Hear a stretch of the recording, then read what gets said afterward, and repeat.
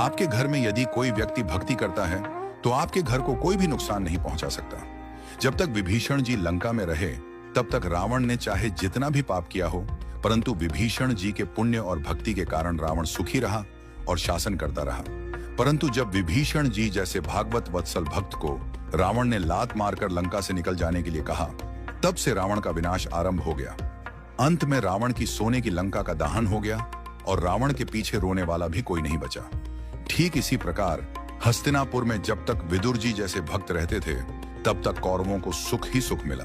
परंतु जैसे ही कौरवों ने विदुर जी का अपमान करके उन्हें राज्यसभा से जाने के लिए कहा और भगवान श्री कृष्ण जी ने विदुर जी से कहा, काका अब आप तीर्थ यात्रा के लिए प्रस्थान कीजिए, कौरवों के विनाश का समय आ चुका है। विदुर जी ने हस्तिनापुर छोड़ दिया और उसी समय से कौरवों का पतन प्रारंभ हो गया।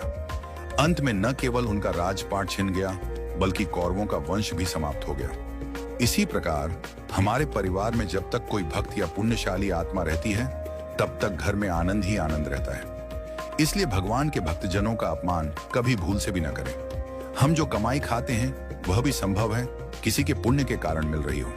इसलिए सदा आनंद में रहें और यदि कोई भक्त आपके परिवार में भक्ति करता हो तो उसका अपमान न करें, उसका सम्मान करें और उसके मार्गदर्शन में चलने का प्रयास करें।